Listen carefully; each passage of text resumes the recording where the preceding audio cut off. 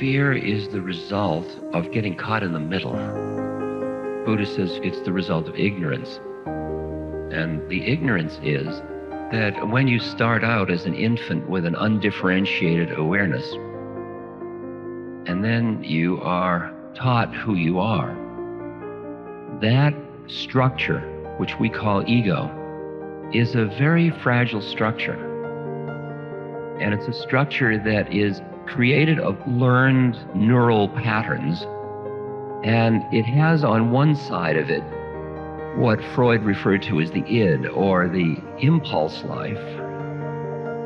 And on the other hand is this fragile structure in the face of tremendous forces externally, which are parents, social institutions, chaos and storms and nature, all of it.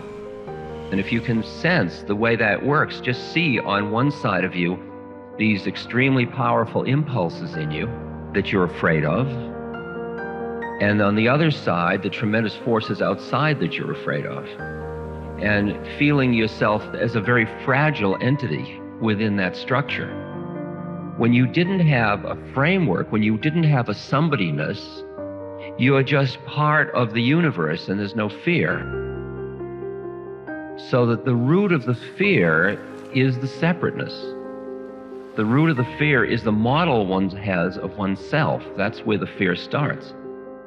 Once that exists, then you process everything from inside or outside in terms of that model, and it keeps reinforcing the feeling of vulnerability, because in fact there are incredibly powerful forces outside and inside. The transformative process of spiritual work is reawakening to the innocence of going behind that model that one had, that cut oneself off, that made oneself a tiny little fragile somebody. You say, I'm afraid of being socially shamed. But when you are socially shamed, it hurts, and then here we still are.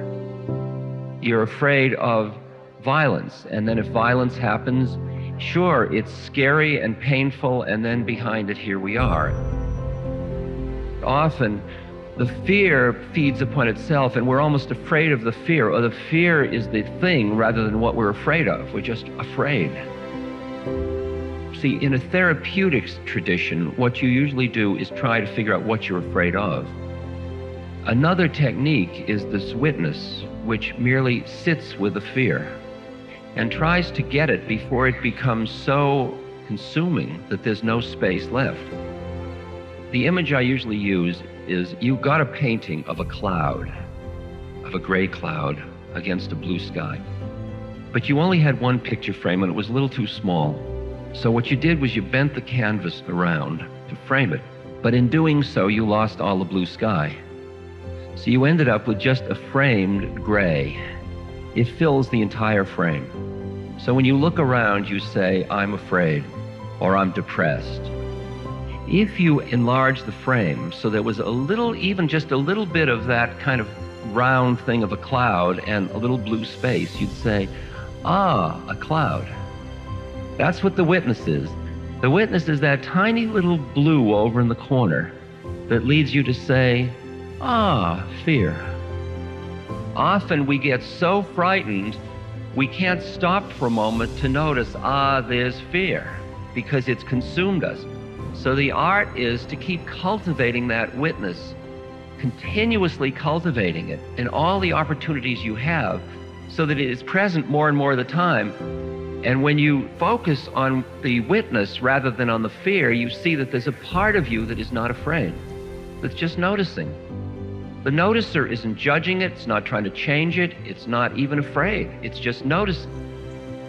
So in a way, recognizing that there is a part of you that always exists that is not afraid.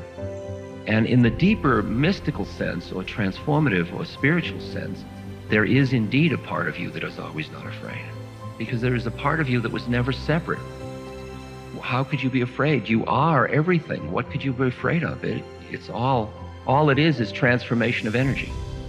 It's just like a tree falling and then rotting and then providing nurturance for everything else in the forest and going on. And the tree isn't upset about its change of state. is the process of death, just seeing transformation of energy. Because once you get back into the mystical root being, your true self, it doesn't die. Because it wasn't born. It just is. So there's always a place that is not afraid, and that's what one works to find in oneself.